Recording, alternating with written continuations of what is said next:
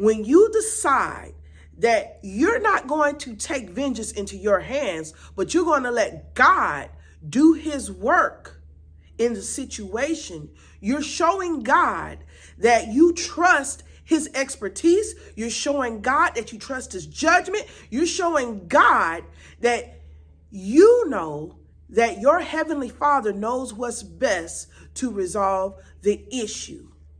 It's unfortunate at times that we experience the pain of rejection, betrayal, and whatever else that we face in this life that makes us not want to forgive.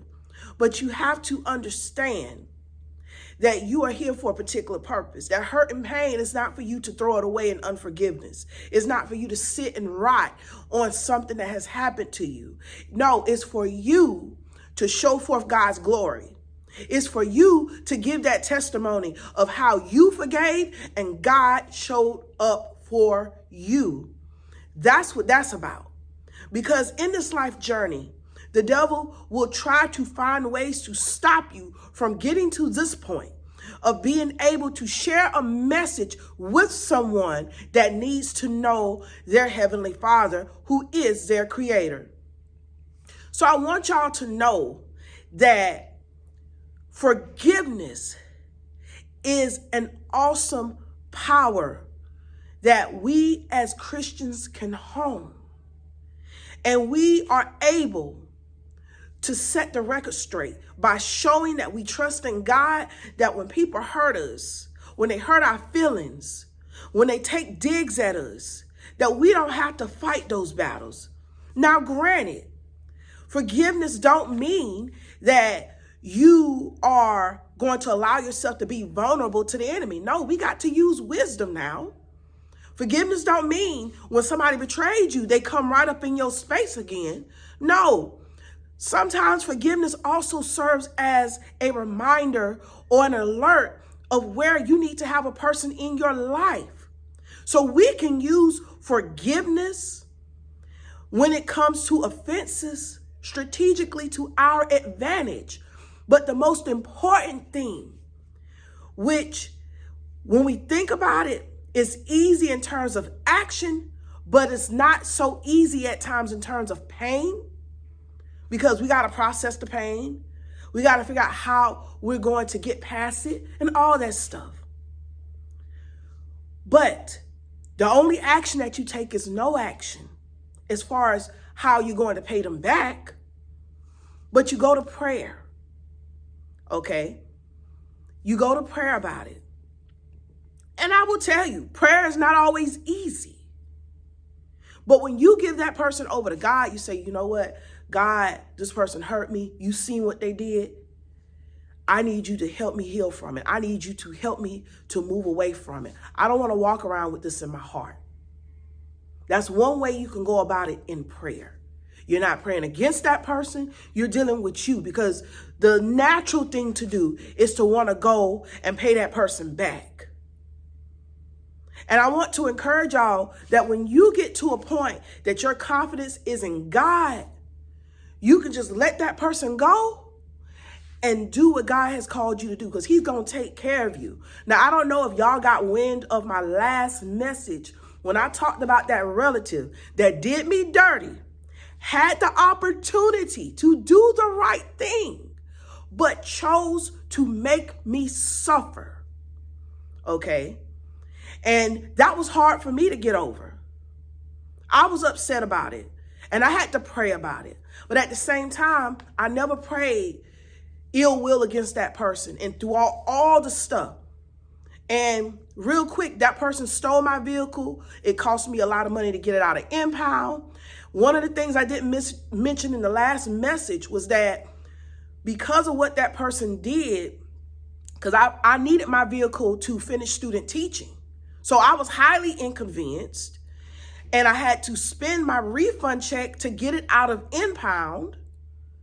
And because I had to do that, I wasn't able to afford gas to go back and forth between Columbia and Santee, which is in South Carolina, and it's about an hour away from each other. So I had to actually stay in one spot, go some days sleeping on the streets. So that person did not understand the impact and the magnitude. And then even when I came from sleeping off the streets, months later, I was sick. I was sick because of those nights, coldest nights of the year. And that person never understood the magnitude of what one thing that she did. And I'm not hurt about it. I promise y'all, I'm not hurt about it, because God took care of me.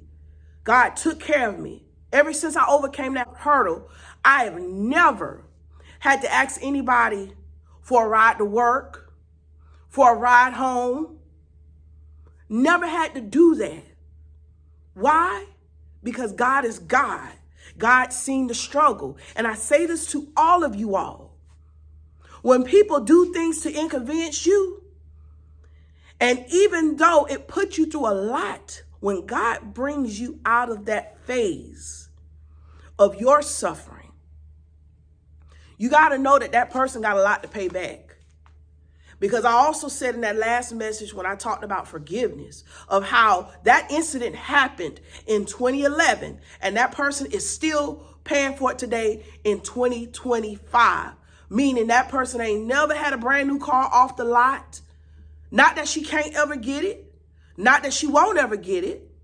But I'm saying there are certain things people cannot attain because of their wickedness.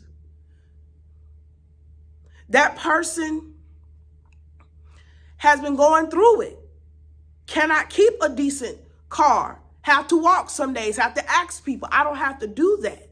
And I say this showing you how there's a residual from causing harm to someone and what God will do for you. He will put you up in front of those that will try to bring you down. Whether they're jealous of you, whether they're careless, whether they don't care about how you feel, no matter what it is, God is going to exalt you. It's just our job to be humble and let God do what he knows best. When you decide that you're going to step up and do what he is going to do in a situation, he's going to sit back and let you figure it out. But I guarantee it's not going to turn out the way you think. That's why you submit it to God. I don't care what the situation is. Whatever the situation is, so when somebody do you wrong, don't fight back with them. And it doesn't mean to, because I want us to get clarity on this matter. If it's something criminal, yeah, you can call the police. That's justifiable. That's what the law and order is for. That's what the government system is for, you know. And sometimes the government system will not plead justice on your behalf.